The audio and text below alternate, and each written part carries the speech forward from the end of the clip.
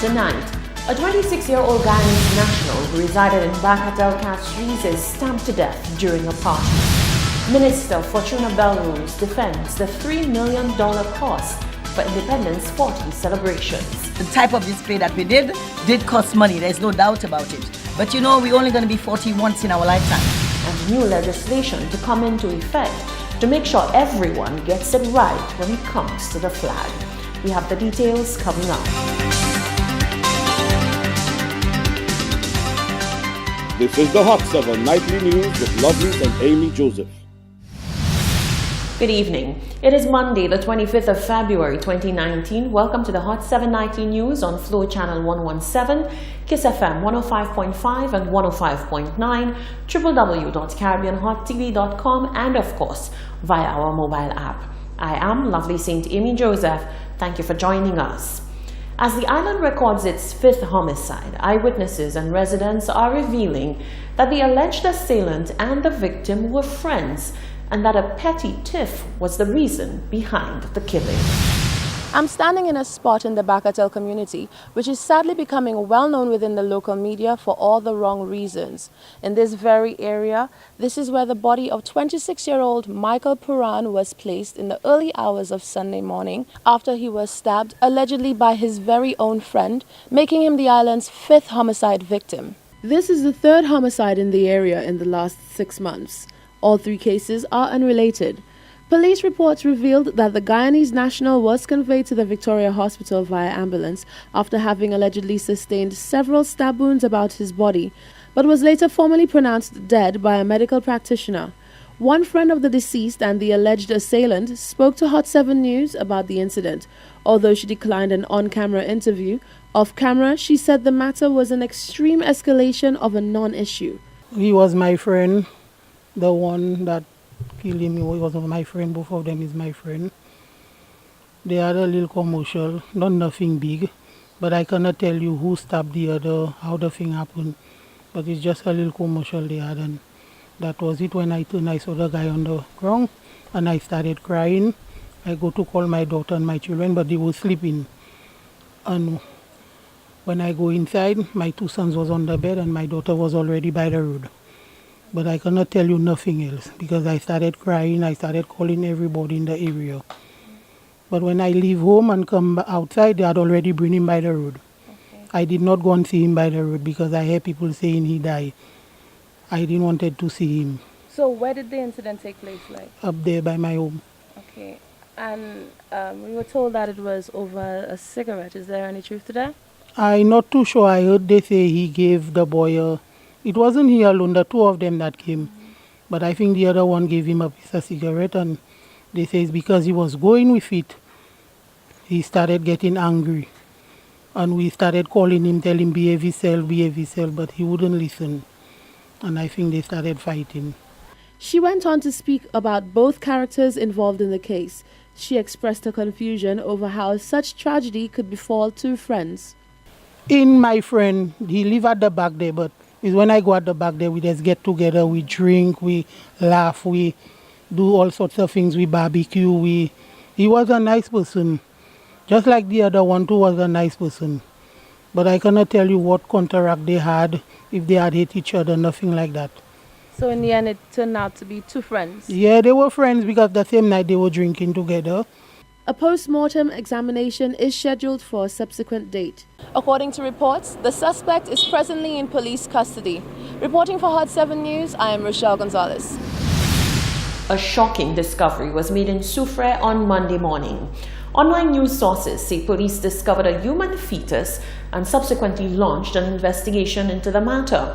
The fetus was found in the community of Palmis, Soufrière, and is estimated to be about 8 weeks old. We will have more details on this developing story as they come to hand. The reviews have been overwhelmingly positive for this year's Independence 40 celebrations. A two-day spectacle played out in the city from Independence Eve on Thursday into Independence Day on Friday. At the military parade on Friday, the views of the public were that of pride and exuberance in the overall activities. It being our 40th anniversary, I haven't actually come to the parade in a while, but I wanted to make sure I brought the children out because I think this is a special one. Yeah. Like everybody here, proud St. Lucian. Over the past years, the parade was just, call and say, drill come to an open order into the VG field, but now you get a drill display on it. I am surprised we have so many people here today who came out to actually support the Royal St. Lucia Police, first showing off their skills at the 40-year anniversary of our independence. The zeal, the excitement in the parade, I guess because the police force went out in the different communities displaying. I guess persons saw the difference and they came out to actually see. It is very important. Yeah. To know that we're free, we can do anything we want. You check it? Yeah. Why do you like it? What do you like? Everything? You like everything? I find years before the crowd used to be bigger. To me, I find right now the people are even coming out and support Independence Day. And yeah. But before it was just about an hour you come there and it finished and everybody gone back. But now I find, today I find it's a little better. I think I'm here today to represent St. Lucia. The 40th anniversary is big. It means a lot. It means the country has accomplished something. And I'm just out here to enjoy the moment. I see many people out here, many St. Lucians have come out, so it means they too are feeling the vibe. Yeah. I think for them it's a milestone, so more people are here to support and see what's happening today. Well, I'm a visitor for the first time, come to see the Independence show. I don't know yet. I'm not rich. I know independence yet, because we still under the British rule, so I know independence. Well, I know the English and French was in charge of us, but after a while, when we get independent, they are no more in charge of us. We could make our own decisions, but they still have a little influence over us. But I still believe we are free. We are celebrating Independence Day. Yeah, that's right. Parade and everything. Yeah, we watched the parade. We saw them, with attitude. I'd like to see the soldiers. Really good. All really got good. attitude. Happy Independence Day to all of you. Yeah. I did enjoy the celebrations, and I was quite pleased. And I also want to give God thanks for St. Lucia for yet another 40 years. And I pray that the people of St. Lucia will surrender their life to Christ, because this is what we need for our nation. Nothing else can change, but only Christ we need. Prime Minister Alan Chasney has made a call for recommitment to nation building by all citizens. He did so on the occasion of the island's 40th independence anniversary. Staying in tune with his New Year's address, the Prime Minister's Independence Address was a renewed call for unity among St. Lucians. Prime Minister Alan Chasney appealed to citizens' sense of national pride in hopes of inspiring action towards nation building. As a government, we continue to call on all St. Lucians to rise up, take control of our destiny, to feel so inspired by the achievements of our outstanding sons and daughters that we begin to change the course of our habits, attitudes, and thinking, and commit to a higher principles and ideals of responsibility for our national development. We must make the next 40 years count. We must make the next year count. And the next year count. There's still a lot of work to be done in the areas of crime, education, healthcare, agriculture, housing, environment, and in eradication of poverty. But I am personally confident, now more than ever before, that together we will solve all these problems. Prime Minister Chasney honed in on small actions that citizens can turn away from that will have a big impact on the quality of life for all St. Lucians. There is no reason we should be dumping garbage indiscriminately, tossing trash out of our car windows, parking derelict vehicles anywhere we please, and paying no mind to our community members who roam the streets. There is no reason why we should be allowing motorists to turn riot in our capital, blaring music, even on what most people would expect to be a quiet Sunday. There is no real reason why we should be resorting to physical aggression as a solution to disagreements. There is no reason why we should steal from each other and take advantage of guests to our country. In all these things, we only hurt ourselves. He also paid tribute to the many unsung heroes within society, urging each citizen to be inspired to emulate their noble deeds. Our nurses who attend to the sick at all hours, wherever and whenever. The coaches who volunteer their time to nurture our next generation of athletes, such as Mr. Cuthbert Modest. The teachers, such as the legendary Sister Claire. Let's not forget Augusta Eiffel and Philip Ninja Etienne, who've all helped to educate generations and kept teaching lessons after school, knowing that for some parents, they would not be able to pay. Our compassionate community heroes who take care of less fortunate and elderly, such as Mrs. Anista Brown, who's been running a soup kitchen in Soufrière for years.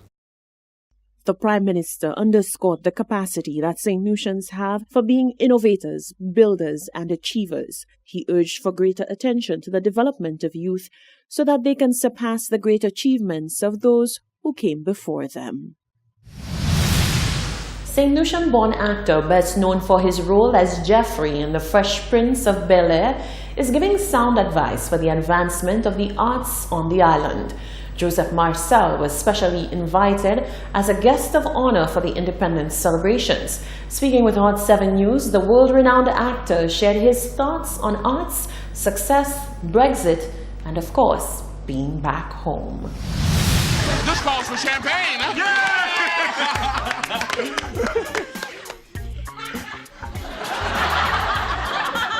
Oh! Could I get it for you? I thought you said it was illegal. It is. God, how I love life on the edge. My financial advisors have arrived. Moron! Fathead! I didn't know the Dodgers were playing. They're not thieving wankers.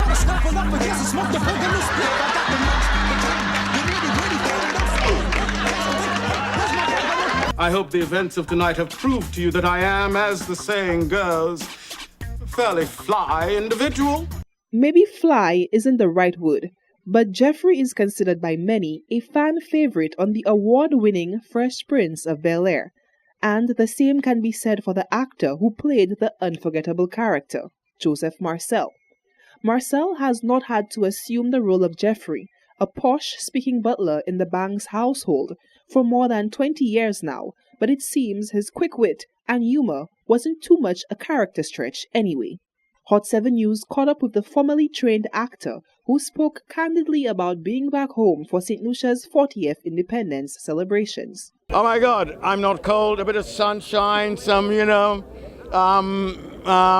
and Lamawiwo tea, and it's brilliant. It's absolutely wonderful. It really is. But, the most cherishing thing about it is that you travel the world and everybody likes you, but when yours like you, there's nothing like it. And that's what's special about coming home. Joseph Marcel was born in St. Lucia and moved to the United Kingdom when he was 9 years old and grew up in Peckham, South London. He studied theatre and science at the University of Sheffield, then took courses in speech and dance at the Central School of Speech and Drama. Marcel is a member of the Royal Shakespeare Company, appearing in productions of Othello and A Midsummer Night's Dream. He serves on the board of the Globe Theatre in London, where he featured in a nationwide production of Shakespeare's Much Ado About Nothing. The actor and comedian had some advice for how the arts can be progressed in St. Lucia, which he admits is no easy feat. It's like everything else. You find your identity, you try to hone it in and make it as accessible to other people besides yourselves, and that's what it is. So you create, like patois is something that is unique and special to us, so that's what it is. You create an art form like La Rose or Marguerite, and you make it something that the world sees as special. It's as simple as that, but it's the most impossible thing to do. Sobering up with the next question posed by a Hot 7 News reporter, the award-winning actor made a poignant comment on the issue of Brexit. Oh my God! Don't even go Brexit. Talk about There's the question that was asked: would you betray your country or your friend? And I think Brexit answers all those questions in the positive. They have betrayed their country and their friends. Brexit is officially scheduled to take place on March 29th this year. Reporting for Hot 7 News, I am Solange Alfred. This is the Hot 7 Nightly News. Stay with us. There's much more news coming up after the break.